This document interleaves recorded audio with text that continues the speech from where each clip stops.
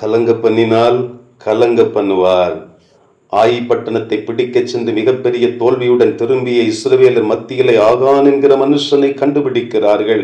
அவன் பாபிலோனிய சால்வையையும் 200 வெள்ளி சேக்கலையும் 50 சேக்கல் எடையுள்ள பொன் பாலத்தையும் தன் கூடாரத்தின் நடுவில் பூமிக்குள் புதைத்து வைத்திருந்ததை வேதம் பதிவு செய்திருக்கிறது. ஆகான் புதைத்து வைத்திருந்த சால்வையை குறித்து வேதம் சொல்லுகிறது, அது நேர்த்தியானது என்பதாக. நம்முடைய பார்வைகளும் சில காரியங்கள் நேர்த்தியானதாகவோ, நம்முடைய பார்வைகளை நாம் செய்வது சரியானதாகவோ காணப்படலாம். ஆனால் அது கர்த்தருக்கு பிரியமானதா என்று ஒருபோதும் சிந்திப்பதில்லையே. ஆகான் அவைகளை இச்சித்து தானே எடுத்துக்கொண்டதாக வேதம் சொல்லுகிறது.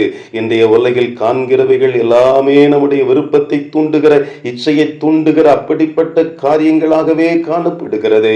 அவன் நிமித்தமே மாபெரும் தோல்வி இஸ்ரவேலருக்கு ஏற்பட்டது என்பதை அறிந்திருக்கிறோம். யோசுவா ஆகானை பார்த்து, எங்களை கலங்க பண்ணின உன்னை கர்த்தர் என்று கலங்க பண்ணுவார் என்று கூறுகிறான்.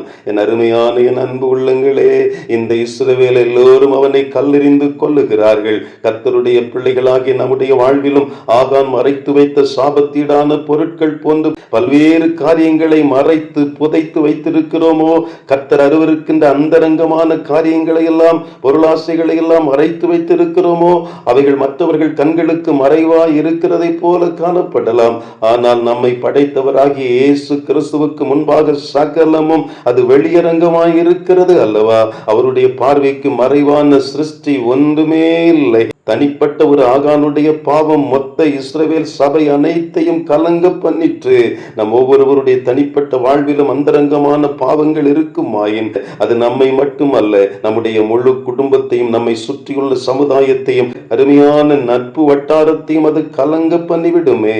ஆகையால் இன்றைக்கு ஆண்டவருடைய கரத்திலே எங்களையே தருகிறோம். ஆண்டவரே, எங்களை பரிசுத்தமாக்க உம்மால் மாத்திரமே ஆகும். 2000 ஆண்டுகளுக்கு முன் பாலகனாய் அவதரித்த நீர் ஒரு வாலிபனாய் தன்னுடைய இரத்தத்தை சிலுவையிலே சிந்தி எங்களை எல்லாம் மீட்டுக் கொள்ளும்படியாய், பிதாவின் சித்தத்தை நிறைவேற்றும்படியாய் சிலுவையிலே அடிக்கப்பட்டு உயிரோடு கூட எழும்பினவராய், இன்றைக்கும் இந்த உலகத்திலே ஆவியானவராய் நீர் உலாவிக் கொண்டிருக்கிறீரே.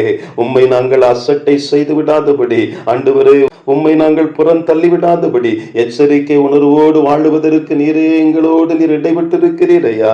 உம்முடைய சத்தத்தை கேட்ட நாங்கள் உம்முடைய சித்தத்தை செய்வதற்கு மனப்பூர்வமாய் எங்களை ஒப்புக் கொடுக்கிறோம். அரைகுறை மனதோடு அல்ல ஆண்டவரே, 100க்கு 100 உம்முடைய சமூகத்திலே ஆண்டவரே எங்களையே தாழ்த்தி தருகிறோம், அர்ப்பணிக்கிறோம், ஒப்படைக்கிறோம் ஐயா. இந்த உலகத்தை கலக்குகிற பிள்ளைகளாய், கலங்கரை விளக்காய், உலகிற்கு ஒளியாய், வெளிச்சம் தரும் தீபமாய் ஆண்டவர் எங்கள் ஒவ்வொருவரையும் பயன்படுத்த சித்தமைத்திருப்பதற்காய் ஸ்தோத்திரம். இயேசுவே உம்முடைய கரத்திலே அர்ப்பணிக்கிறோம்.